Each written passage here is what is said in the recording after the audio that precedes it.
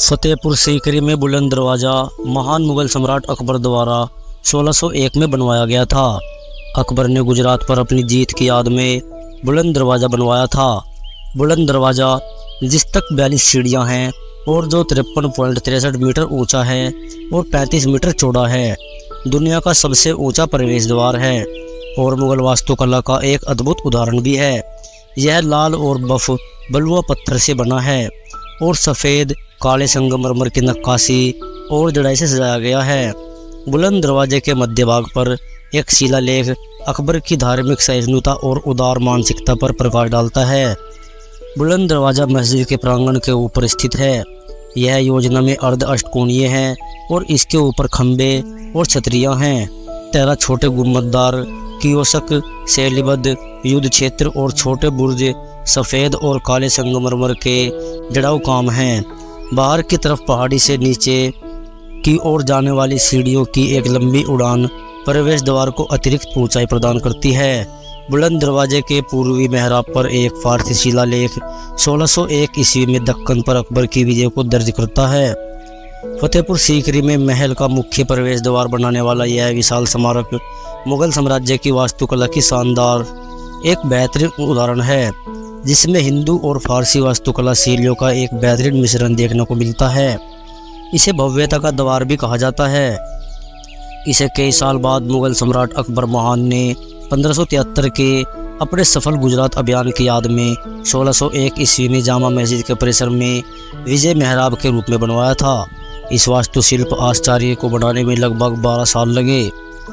छतरियों या बड़े खोखे वाला यह सम्मिलित प्रवेश द्वार मस्जिद के प्रांगण से काफ़ी ऊंचा है और इसे लाल पीले बलुआ पत्थरों से बनाया गया है तथा काले और सफ़ेद संगमरमर से सजाया गया है। छत के शीर्ष केंद्र की सीमा पर गैलरी खोखे हैं, जिनमें छोटे मीनार, शिखर और सफ़ेद नक्काशीदार गड्ढे हैं और काले सफ़ेद संगमरमर से जड़े हुए हैं।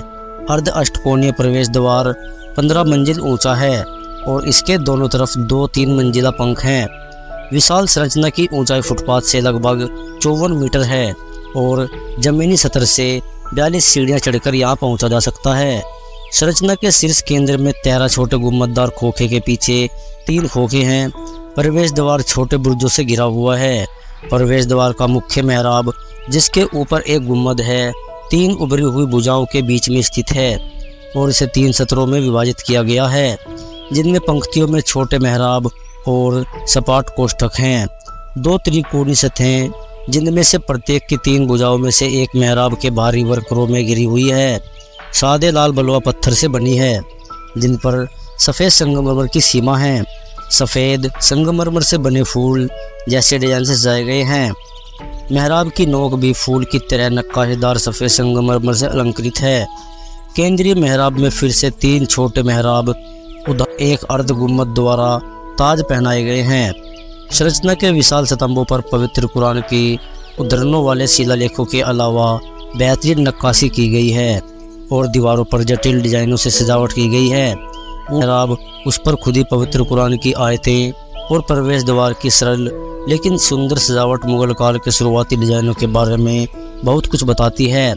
इसमें 3 से 3 पैनल भी शामिल हैं, जो बादशाही दरवाजे या शाही प्रवेश द्वार में ही पाए जाते हैं, जिसे फतेहपुर सीकरी में जामा मस्जिद की ओर जाने वाले पूर्वी प्रवेश द्वार के रूप में बनाया गया था। फतेहपुर सीकरी की कई विशाल और महत्वपूर्ण संरचनाओं में से बुलंद दरवाज़ा सबसे ऊंचा है, जो इसे दुनिया का सबसे ऊंचा प्रवेश द्वार बनाता है। इस शाही प्रवेश द्वार के पूर्वी मेहराब पर एक फारसी शिलालेख है, जो उत्तर प्रदेश और गुजरात पर महान मुगल सम्राट अकबर की जीत की बात करता है। प्रवेश द्वार के मध्य भाग पर उत्कीर्ण एक अन्य शिलालेख से उनकी धार्मिक सहिष्णुता प्रकट होती है। यह फारसी भाषा में उत्कीर्ण एक इस्लामी शिलालेख है, जो ईसा मसीह द्वारा बनाए अपने अनुयायियों को दी गई सलाह को स्पष्ट करता है। पवित्र कुरान की आयतों से युक्त एक अन्य शिलालेख भी प्रवेश द्वार में पाया जाता है, जिसे चिश्ती संप्रदाय के सूफी संत शेख सलीम चिश्ती के शिष्य ख्वाजा हुसैन चिश्ती ने तैयार किया था।